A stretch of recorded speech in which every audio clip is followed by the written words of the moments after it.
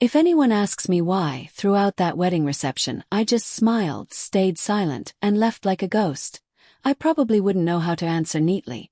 I've never been one to talk much, let alone complain about anything. It's just that, standing in the middle of a lavish party that I myself helped make possible, I suddenly felt like an unnecessary guest, not even having a seat. Some might call me weak, but they don't know what I've endured to accept bowing my head like that. And in the end, only I know for sure. After that smile, nothing would ever be the same. My name is Martha White. I just turned 62 this year. I live in a small town called Springfield, Missouri, USA. The old wooden house I've stayed in for nearly 40 years used to echo with the laughter of my husband, Jack White, a kind man who passed away suddenly from a stroke when I was 35. When he was gone, I became the only pillar, raising our only son, Lucas White, into a good man. Lucas, now 32, is the greatest pride of my life. He was smart and did well in school since he was little, got a full scholarship to the state university, and later stood on his own feet with a stable job at a construction company in a big city nearly 200 miles from my house. Every time he came home to visit, the whole house lit up with his laughter and the sound of his guitar at night. In those moments, I felt like every wrinkle on my face disappeared. I never asked Lucas to pay me back. I was used to working hard and saving up. I hadn't gone on a real vacation in 20 years, just to put away a little nest egg for when he got married. I never hoped for much, except to see him have a proper home and be happy with the woman he loves. Honestly, I met Emma Carter, Lucas's fiancée, a few times before the wedding. Emma is 5 years younger than him, born and raised in a big city, St. Louis, confident, well-spoken, and always knew how to make Lucas laugh. I was secretly happy. But I couldn't deny that between me and Emma there was something hard to name. A thin, cold boundary, so fragile that even a light touch could break it. 3 months before the wedding, Lucas brought Emma home for the weekend. At dinner, I noticed Emma didn't lift a finger to clear the dishes or ask if I was tired when she saw me carrying trays of food. It was a small thing, but it made me feel a little hurt. Lucas just laughed, holding her hand, just like his father used to hold mine when we were young. I comforted myself. They're still young, things will be fine. My daughter-in-law will come to understand me. I believed it, or rather I forced myself to believe it to keep peaceful the home I'd spent my whole life building.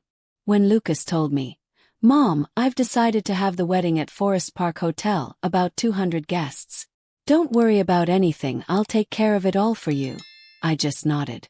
The wedding expenses, invitations, outfits. I let my son handle everything.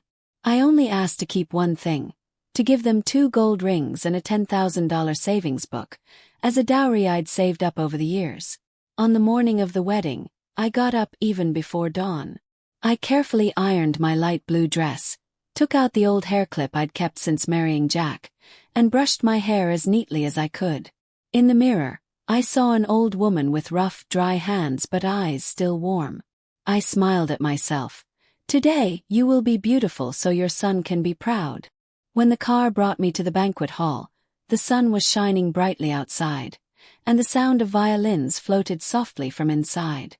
I stood before the wide glass doors, feeling my heart stir with sweet melodies mixed with a bit of worry.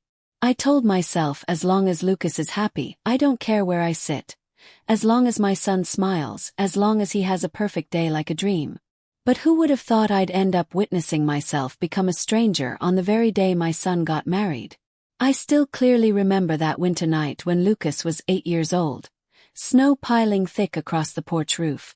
That night, he had such a high fever that I had to carry him on my back and walk nearly 2 miles to the clinic because our car had been broken down for a month and I didn't have the money to fix it. Some neighbors saw me and shook their heads, saying I was pitiful and strange too. A woman alone, widowed early, raising a stubborn son. Why not find another man to ease the hardship? I just smiled, holding my shivering child tight from the fever. I never dared trust anyone else to love him the way I did.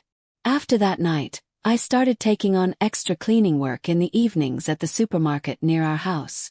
During the day, I worked as a cashier at a gas station, earning $300 a week, just enough to pay utilities and buy food for the 2 of us.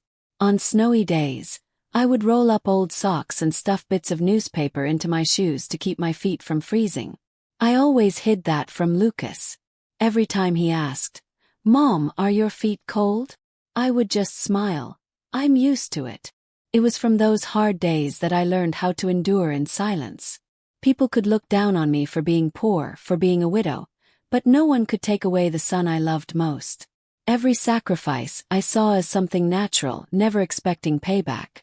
Lucas grew fast, into a tall, lanky teenager with brown hair and blue eyes just like his father's. I'll never forget the feeling of watching him study at the kitchen table at night while I swept the floor, washed dishes, and quickly patched up his uniform shirt that he wore all week. I clearly remember the days he played basketball. I would ask for a night shift off, stand hidden at the back of the bleachers, holding a bottle of water and a rag for his sweat. His friends ran back and forth, not knowing that the woman in the faded gray coat was his mother. But as long as he won, as long as he turned and looked for me in the crowd, I felt warm enough. When Lucas was 18, he came running home with his college acceptance letter, hugging me tight. "Mom! I got in. Look, a full scholarship." My hands trembled so much I nearly dropped the cup of tea I was holding. Cried right then. Cried out of pride. Cried because I felt like all my sleepless nights had finally bought him a future. But college didn't mean the sacrifices ended. Lucas needed money for dorm rent, a laptop, textbooks. I didn't want him to take out loans like his friends did. I told him, "Let me handle it. You just study well, okay?" I worked extra hours, pulled money from the savings I'd meant to fix our leaky roof, and even sold my wedding ring to have enough for his first year. Many people called me foolish, saying, "Your son's grown up, let him figure it out himself. Haven't you suffered enough your whole life?" I didn't argue. They didn't understand that to me. That boy was my whole world. Every time Lucas called home, "Mom, I finished my exams this week, I got all A's." I forgot every bit of exhaustion. His 4 years of college were also 4 years of me eating alone. On holidays, many nights I still cooked 2 portions out of habit, then stared blankly at the empty chair. Lucas came home less and less because of internships, because he had a girlfriend, because of all the busyness of youth. I didn't blame him, nor did I feel sad. I told myself, he's grown now. He has his own life. I just need to stay behind quietly, and that's enough. When Lucas graduated, I scraped together my savings and bought him a used car so he could get to work. I still remember how his eyes lit up, the tight hug he gave me. "Mom, you're the best in the world." At that moment, I truly believed that no matter who he loved or married later, in his heart I would always have a special place, the mother who walked through his darkest days with him. But honestly, from the moment Lucas made his relationship with Emma Carter public, I felt myself slowly stepping back. The phone calls got shorter. Every time I asked about him, he'd just mumble and quickly hang up because, "Emma's waiting." I didn't blame Emma. A daughter-in-law is just like I once was, loved deeply by a man, wanting to keep all of that love for herself. Many nights lying alone on my old bed, I thought back to when I first became Jack White's wife. I too once wished my mother-in-law would step aside and let me have Jack more to myself. I too once got frustrated seeing him care for his mother so much. And now, life has spun me right back to the place I once feared. A mother-in-law standing on the sidelines of her own child's happiness. I know Emma doesn't really like me yet. But I keep comforting myself. Time will make her understand. I don't expect Emma to treat me like her own mother. I just hope she knows that I gave up my youth, health, and happiness so Lucas could have a beautiful wedding day. A day to wear a sharp suit, stand proudly before the guests and call me mother. And now, as I step through the lavish banquet hall with white silk ribbons and roses scattered along the aisle, I still believe that if I stay quiet enough, patient enough, then everything will stay peaceful, and no one will have to feel hurt. But just one seat, one back kitchen behind a closed door, slashed that belief like a cold knife. During all the months Lucas was preparing for his wedding, I kept telling myself that all the distance, the rushed phone calls, the rare weekend meals were only because my son was busy. I didn't want to believe that between Emma and me, there had long been an invisible wall that I simply didn't have the strength to climb over. At first, when Lucas brought Emma home to meet me for the first time, I had prepared everything carefully. I made the vegetable stew that Lucas loved most and bought an apple pie from Smith's Bakery, the place Lucas and Jack used to go for every birthday. I thought that evening would be a beautiful memory, a chance for Emma and me to get to know each other better. But from the first handshake, I already felt Emma's hand slightly stiff, her eyes showing a hint of caution when she looked at me. I didn't blame her. A city girl, used to fancy restaurants and crisp clothes, would surely find this old wooden house dull. Yet, when Emma sat at the table, barely touched her food, just poked lightly at the stew I had simmered for nearly 4 hours, I still felt a sting in my heart. Lucas was carefree. He kept serving Emma food, laughing, telling stories about work and friends. Emma just talked about cocktail parties, new projects, then occasionally turned to Lucas with a gentle smile. And me, I just sat there quietly, hands clutching the apron on my lap. Sometimes Lucas turned and asked, "Mom, what do you think of Emma?" I nodded, smiled. "She's nice, pretty, and quick-witted. I'm happy for you." After all, I just wanted him to feel at ease. I thought I could learn to accept small distances. I believed that if I treated her sincerely, Emma would eventually understand. The second time Emma came over, I still held on to that hope. That day Lucas called ahead. "Mom, Emma's eating vegetarian this week, so please make something light." I hurriedly made pumpkin soup, a mixed salad, and garlic butter toast. All morning I washed vegetables, chopped onions, seasoned everything carefully, telling myself, this time will be different. But as soon as Emma stepped through the door, I saw her frown while glancing around the living room, probably because of the smell of sautéed onions I'd just made. Lucas came to help me set the food, while Emma just sat on the couch scrolling through her phone. I placed the salad in front of her. Emma looked up and gave a polite smile. "Thank you, ma'am. I'm a bit tired, so I'll just have some bread." I was flustered, looked at Lucas, and he just gave an awkward smile. "Emma's on a new detox plan, Mom, don't worry." That evening, I cleared the table and did the dishes alone. From the living room, I could hear Lucas and Emma laughing, talking about their upcoming Bali trip, about the engagement ring Lucas had just put a deposit on. I dried my hands, stood still looking at their shadows on the old wooden wall, an image I thought would make me happy, but instead made me feel so out of place. From then on, I understood that Emma probably never really saw me as part of the family. Every time she called about wedding plans, she spoke gently but always with a hidden meaning. "I'm thinking of booking the reception at Forest Park Hotel, so it's convenient for our friends. I'll hire a wedding planner to handle everything so you don't have to worry about a thing." I knew I had become unnecessary in every plan. Even when choosing the wedding cake, Lucas just sent me a picture and said, "Emma already put down a deposit, Mom.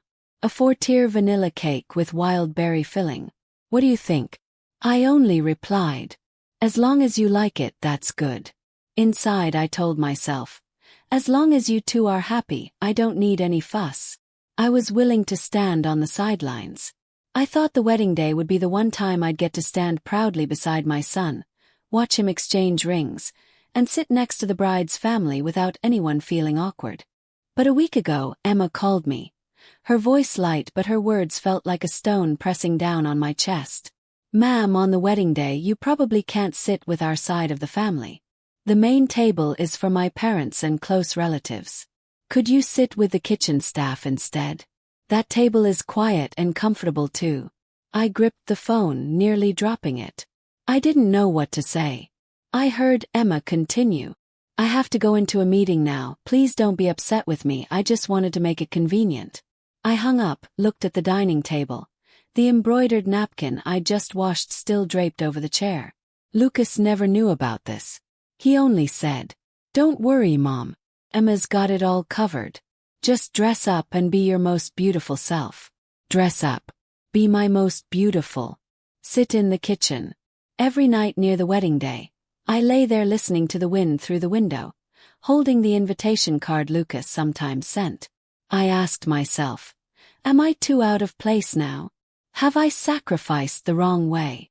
But then I still convinced myself, it's just a misunderstanding. On the wedding day she'll change her mind, she'll take my hand and lead me to a proper seat. I kept lying to myself like that until that very morning. Lucas and Emma's wedding was held on a May afternoon, when the air in Springfield had just warmed up after long spring rains. I still remember that morning clearly. I sat at my old vanity in my bedroom, running my hand over the jade green dress I had rented from a small shop down the street. It had taken me a whole week to pick it out, just because Lucas once told me, "This color looks so good on you, Mom. It makes you look 10 years younger." I dabbed a bit of blush on my cheeks myself, pinned my silver hair neatly with the old hair clip Jack had bought me on a trip to Florida 15 years ago. In the mirror, I saw an old woman in her 60s, but her eyes were still bright, and her heart still believed in kindness. I smiled at myself, reminding, today I must not let my son be ashamed of me. The car dropped me off at Forest Park Hotel at 10:30. The sun was gentle. The old maple trees rustled in the breeze at the entrance. People were laughing and chatting on the red-carpeted steps. I had never stepped foot into such a luxurious banquet hall. White ribbons, red roses, crystal chandeliers. Everything looked like a dream I had once hoped my son would have. As soon as I stepped through the door, a young girl from the wedding crew came over, glanced at my name tag, and politely bowed. "Hello, ma'am, you're the groom's mother, right? Please come with me." I smiled and nodded. My heart was pounding with nerves. I walked past tables already set with sparkling wine glasses, trays of pastries, and scented candles. The sound of violins floated near the altar where Lucas stood, fixing his tie with a few close friends. Lucas saw me, beamed, and waved. "Mom, I'll come take pictures with you later, okay?" Seeing him calmed my heart. All my worries faded. As long as he's happy, everything will be fine, I told myself. The staff girl led me down a long hallway toward the back. I froze a little as we turned into the hotel's kitchen area. The clattering of pots and pans, the smell of oil and food smoke hit my nose. I hesitantly asked in a low voice, "Dear, is my table here?" The girl looked uneasy, then gestured toward a row of small round tables placed near the kitchen entrance. A few plastic chairs arranged hastily, a tablecloth slightly crooked.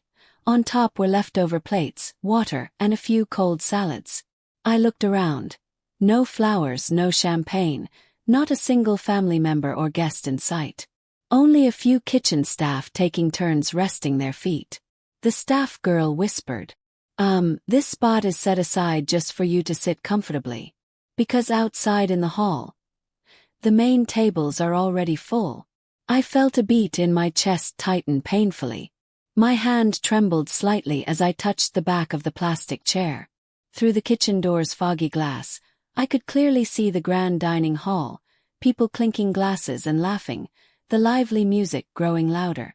Somewhere in there I heard Lucas's laughter. He had his arm around Emma's waist, both of them glowing like angels out of a wedding magazine. Me. I sat in the kitchen beside the sizzling sound of frying pans, the faint smell of burnt meat drifting around. I knew I had truly become an outsider, right in my own son's wedding. An older kitchen lady about my age gently pulled up a chair next to me, ladled me a bowl of hot soup. "Please eat something, ma'am, so you don't stay hungry. It's so crowded and noisy out there." I smiled, nodded in thanks, but my throat felt dry and bitter. I didn't blame her. No one was at fault here except me, for believing everything would be different.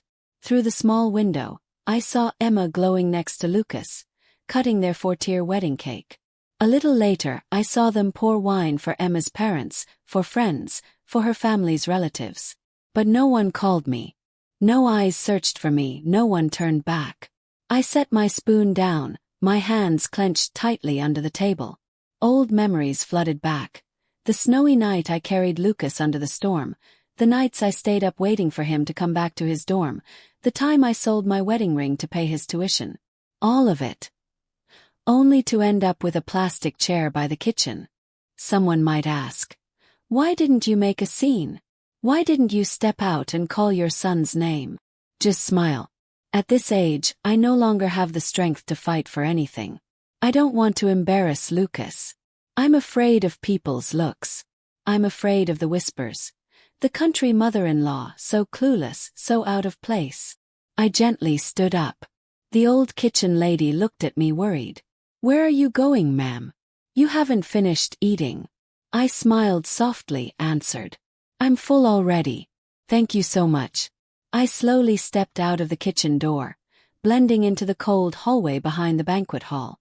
Laughter and music still rang out on the other side of the glass door, but I knew from that moment on, my son and I were separated by a world I would never be able to step into again. I don't quite remember how I walked out to the back hallway of the banquet hall. All I know is that when the kitchen door slammed shut behind me, all the noise and bustle of the wedding suddenly felt sealed off behind that thick glass. Out here, there was only me, the soft sound of my shoes on the cold tile floor, and the faint lingering scent of roses in the air. I stood tucked into a corner of the hallway, looking through the big glass window into the sparkling golden hall. Lucas and Emma were raising their glasses, toasting both sides of Emma's family. I saw Emma tilt her head and smile brightly when someone complimented her wedding dress. Lucas, the son I once thought would always see me first in a crowd, now only had eyes for every step his wife took. I raised my hand, lightly touching the glass to keep a tear from falling. Maybe if I pushed that door open right now, stood right in front of Lucas, he would be surprised. He would run to me, apologize, hurriedly take my hand and lead me to a table so everyone could see I was his mother. I knew that. But then what? I would become the country mother-in-law who didn't know how to save face for her son on his big day. I would make myself a laughingstock. Well, I couldn't do that to Lucas. No matter what. He was still the child I had poured all my hard years into, just to see him one day in a fine suit, standing in a magnificent hall like today. I smiled faintly.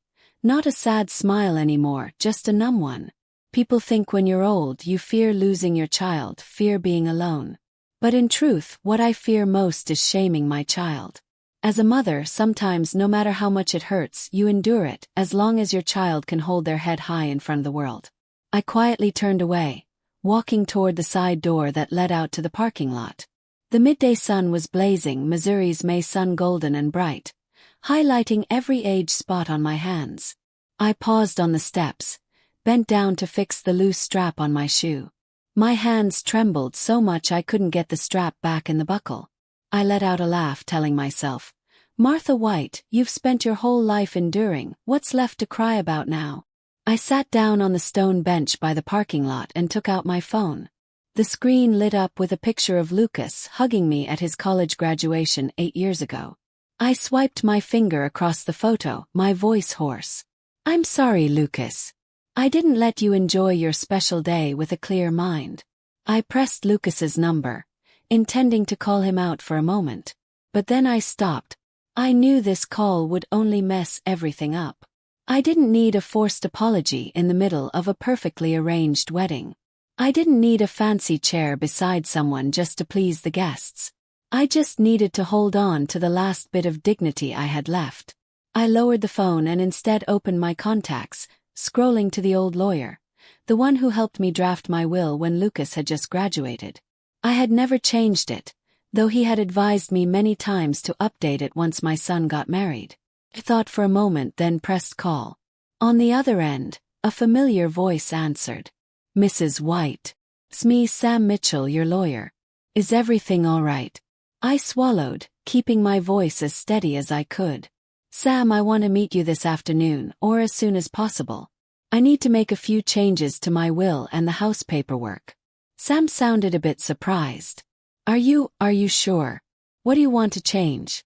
I looked back at the lavish hotel behind me and softly replied, "I just want to keep something, for myself. The rest they can handle later. I have nothing left to give all away anymore." Sam was silent for a few seconds, then gently said, "All right, I'll arrange it right away. Please take care and don't stress too much." I hung up, put my phone back in my purse. The wind blew through the parking lot, the air stiflingly hot, but I felt lighter than ever. No more wedding, no more lavish banquet table, no more pitiful or scrutinizing stares. There was only me. Martha White, 62 years old, sitting under the golden sun, smiling freely for the first time after decades of sacrifice and endurance. I stood up, adjusted my dress, zipped my purse, and slowly walked away from the hotel without looking back. The early afternoon sun in Springfield was still harsh, but the wind had begun to shift, carrying the scent of fresh grass from the park near my house. I stepped out of the taxi, gently smoothing the wrinkles on my dress that had creased from sitting too long. In front of me stood the old red brick building, Sam Mitchell's law office. It had been less than an hour since I walked out of my son's wedding hall, yet everything already felt like a hazy dream, both distant and painful. Sam opened the door to greet me, his eyes unable to hide his concern. I nodded and sat down in the familiar leather chair across from his desk.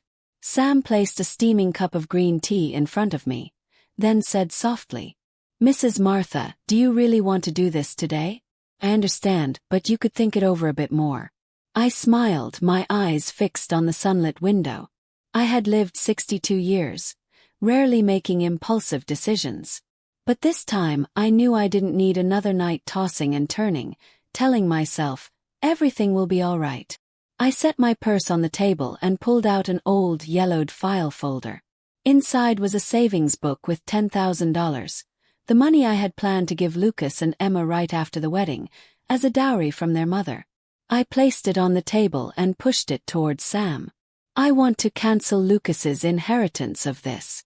I'll withdraw it all, donate part to the town's charity fund, and keep the rest for myself in case I get sick." Sam paused, looking at me with concern. "Do you want to talk to Lucas first?" I believe he didn't mean to. I laughed, a dry laugh that even startled me. "Sam, sometimes people don't mean to, but they're careless enough to hurt someone to the bone. I don't blame Lucas. I just don't want to place my whole life in the hands of people who don't cherish me anymore." Sam stayed silent, only nodding. He pulled a revocation form from the drawer. I took the pen and signed it firmly, without the trembling I had expected. All these years, I had never dared to keep anything just for myself. The wooden bed I sleep on, the bedside lamp, the old dish set. I used to think one day it would all be Lucas's and his wife's. But now I wanted to keep the only thing I still had the right to protect, a shred of dignity I had lost for so many years. I took another folder from my purse, the deed to the wooden house I live in. I placed it next to the savings book and said slowly, "That house, I'll still live there, but when I'm gone, it will be sold and given to the town scholarship fund. I'm not leaving anything for Lucas anymore. He can afford a new house, he has a capable wife now." Sam looked at me, his eyes sad like a son watching a stubborn mother. But I didn't need anyone's pity. I just needed Sam to do exactly what I asked. He took a deep breath, began sorting the paperwork, and carefully reviewed each word. I sat quietly, sipping the now cold tea. In my mind, memories flickered by. The day Lucas learned to walk, to read, the day he brought home his college acceptance letter, the day he introduced Emma for the first time. Everything vivid, detailed, like a slow rewind movie, except the main character had stepped out of the audience to free herself. Once the paperwork was done, Sam carefully stacked it and handed me a copy. "Do you want me to contact Lucas and inform him?" I shook my head, smiling gently the same way I used to smile at Lucas when he was little. "No need, Sam. He'll find out on his own. For today, I just want to go home, change out of this dress, drink a hot cup of tea, and finish the book I haven't finished reading." I stood up, slung my purse over my shoulder. Sam walked behind me, seeing me out the door. The sun was still golden on the red brick steps. I turned back to him, speaking like a gentle reminder. "Don't feel sad for me. People spend a lifetime gathering sacrifices, but it only takes one day to understand what they should keep for themselves." Sam bowed his head, his voice trembling slightly. "You are the strongest woman I've ever met, Martha." I smiled faintly, looking out at the quiet street. "No, I'm just a mother who has finished learning how to be a mother. Now I'm learning how to be free." Then I stepped down the steps. The May wind blew the hem of my dress, drying the tears I had held back for too long. For the first time in many years, I felt my heart as calm as the summer sky above me, Clear blue, not a single cloud in sight. That evening, when I returned to my old wooden house, still filled with the scent of pine and chamomile tea, I made myself a cup of hot tea and sat by the window, watching the sunset drop behind the maple trees in the backyard. I took off the jade green dress, hung it neatly on a hanger, and placed the old hair clip back into the jewelry box I had kept safe for 40 years. On the dining table, I set down the revocation papers and the updated documents, next to the photo of Lucas with his arm around me on his graduation day. I gently ran my finger over my son's face. There was no resentment, just a hint of regret and a quiet relief. For over 30 years, I had never truly lived a day just for myself. I always believed that unconditional love was the most complete thing, and that sacrificing more would help me keep my son close. Turns out, love doesn't mean attachment. And sacrifice doesn't mean it can't be taken for granted. Night fell quickly. I lit the small yellow lamp on my bookshelf and poured myself the leftover glass of wine from the wedding that the taxi driver had helped me bring home. Alone, I sat at the table and finished that glass of wine, like a way to bid farewell to the version of me, the compliant mother, who died today. The night breeze swept in through the window, brushing my graying hair. I leaned back in the chair, listening to the wind as a lullaby I hadn't dared listen to in years. At dawn the next day, I woke up early as always. I brewed a pot of coffee and carefully packed up the cookies I used to save for Lucas every time he came home. I knew no one would come back to eat them anymore. I took them next door to my widowed neighbor, Mrs. Clara, giving them to her as a morning greeting. Clara looked at me, surprised. "Martha, are you all right? I heard about the wedding yesterday." I laughed, cutting her off before she could finish. "I'm fine, Clara. For the first time I feel this light inside." Mrs. Clara didn't fully understand, but she held my hand tightly.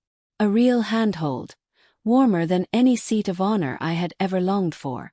I went back home, turned on my computer, and typed the first lines of a letter I would send Lucas when the time felt right. "Lucas, I love you and I have never regretted spending my whole life loving you. But this mother has now realized that loving you doesn't mean making you the only reason to hold on to my old age. You owe me nothing. And I have nothing left to give you, except the memories you have and will always carry. Be happy in the way you choose, and as for me, I will live the rest of my life for myself. Love you, Mom." I finished writing, folded the letter, and put it away in a drawer. Then I picked up my phone and, for the first time, searched for senior travel tours. I found myself smiling as I clicked register for a small bus trip to see Lake Michigan, the place I once promised Jack we would visit together before leaving this world. I knew my old age would still have beautiful sunsets, early morning bus rides, and old friends who could sit beside me and reminisce about the past. I had missed out on so much because I was afraid of being called selfish, but from now on I would live the way I wanted, even if it was late. Lucas would find out eventually. Would he be angry? He would be confused, would blame me for being selfish, for taking back everything he once assumed would be his. But he would understand. Everyone is only entitled to keep what they truly value. For the rest of my life, I will value my own freedom and the peace that no longer comes from unconditional sacrifice. I set the coffee pot on the stove, the morning breeze drifting through the curtains, mixing the smell of coffee with the scent of wet grass from the garden. I stood in the kitchen that had once been a burden every morning, now turned into a place where I found myself again. I smiled, closed my eyes, and told myself, "Good morning, Martha White. Today and from now on you will live for yourself, and only yourself." From Martha's story I realized that love, no matter how unconditional, cannot hold someone's heart if there is no respect and sharing. Being a mother or father doesn't mean giving up everything and quietly enduring hurt alone. In the end, everyone deserves to live for themselves, to keep a bit of dignity and peace. Life is short. Sacrifice should have its limits, and love should be given in the right way, so that no one has to sit silently by the kitchen corner on their own child's happiest day. What do you think about Martha's choice? Do you feel for her, or do you still have questions in your heart? Please share your thoughts below this story. And don't forget to follow this page for more heartfelt, true-to-life stories about family and human connection.